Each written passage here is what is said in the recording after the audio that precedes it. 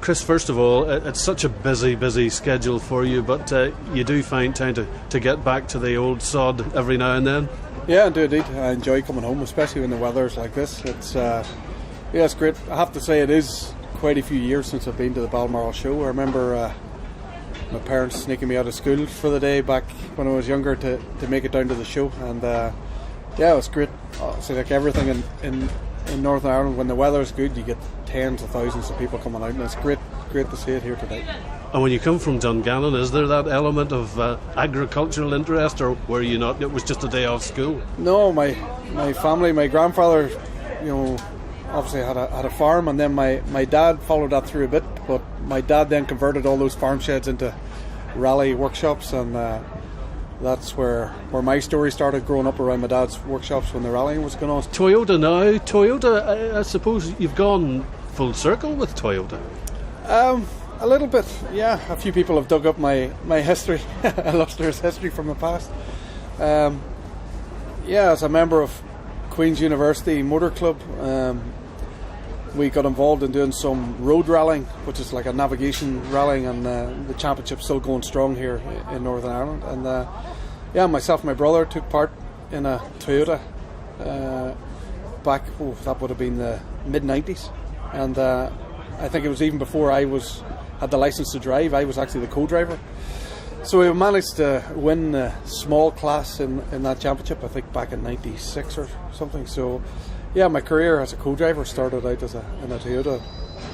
Never thought I would get to where I got to as in driving, and yeah, lo and behold, here we find ourselves back driving for Toyota Motor Company in the World Rally Championship.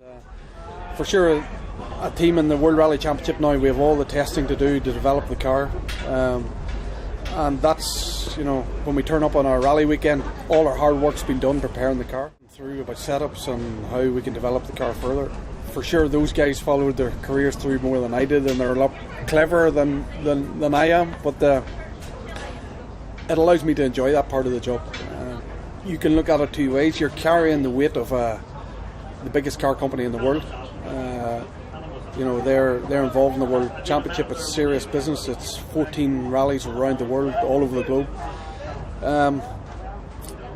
But then when you close that door, it's myself and my co-driver, and ultimately we have to shut all that out. If you take that pressure on your shoulders, you're not going to perform. Have you limits? Do you know your limits when it comes to speed and corners and whatever else? Yeah, some people would say it took me quite a few years to find my limits, but certainly the World Championship is unique. If you take a circuit driver, like a Formula 1 driver or even a MotoGP guy, they're going to a known quantity on a race circuit, and they're trying to find the minuscule bits in setup that'll allow them to go half a tenth of a lap faster.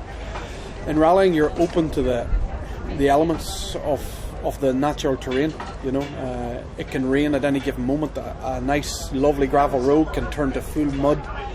You can arrive on the wrong tyres. You can have fog, rain, the ice of Monte Carlo at night. You have to be completely open to the elements, and there's so many things can catch you out. So it's a huge challenge, and you go 10 centimetres offline.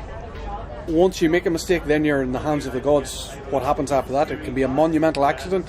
You can just touch a bank, find yourself back on the road. So yeah, it's certainly a diverse sport, and one of the biggest challenges in the world of sport. An eventful season so far.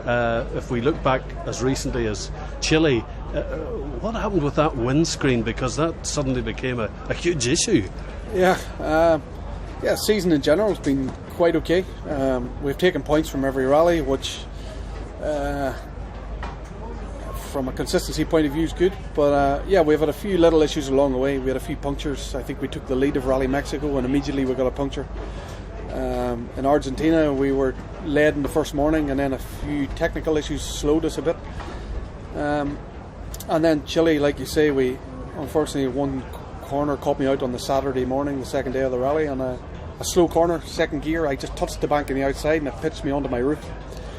Fine margins. Fine margins, yeah. But that's the sport we live in, and we had to rush down the road, clamber out of the car, rush down the road, get spectators, put us back on our wheels. The car was driving perfectly, but it had damaged all the windscreen, and I ended up having to pull the windscreen out of the car so I could see, because the fragments of glass were starting to come into the cockpit. And yes. So it was disintegrating before your eyes? Yeah, and then sitting to start the next stage, the glue or the bonding that holds the windscreen in started to collapse, and the windscreen actually fell down onto my steering wheel. So at that moment I had to get out, rip whatever was left of it out, brush the dash away and start the stage. You'll always get the next generation coming through, and yeah, I was a very late starter to the World Championship, so I'm only in my 4th full season as a World Championship driver.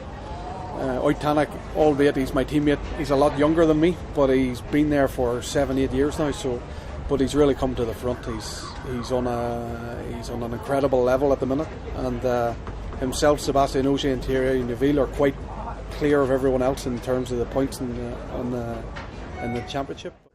And looking to the future, when you get to certain ages and milestones and all the rest of it, do you look too far ahead, or do you just keep your head down and say, I want to keep being behind the wheel as long as possible? Yeah, for sure. There's the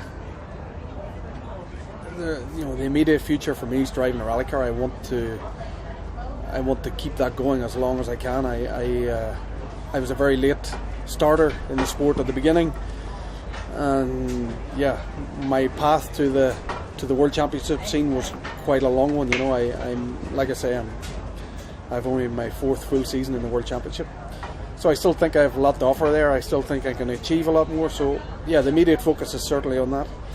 After, you still think you can win it? If I didn't, I wouldn't be there. You know, I have won quite a few rallies. I've competed with the best in the world over. You know, I always say you can compete.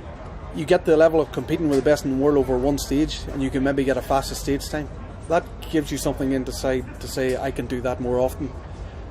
Then you can be leading a rally, and then winning a rally is from Friday to Sunday, which is the hard one. I've done that 5 times in my career, and you know, I'm still able to turn up after 9 months away last year and be able to do fastest times this year. And I was leading Rally Mexico. I probably should have been in the podium quite a bit more this year. So the belief's still in me that if we can get it all together and have a good run at it, certainly we can put ourselves in contention. And I still believe I can offer something to the World Championship, and certainly the desire is still in me to try to become World Rally Champion. You know, I still want to do that. So the day that stops, I'll stop regularly. Kris, it's been a joy to talk to you. Thanks for your time. We really appreciate it, and good luck with everything in the future. Appreciate it. Thank you.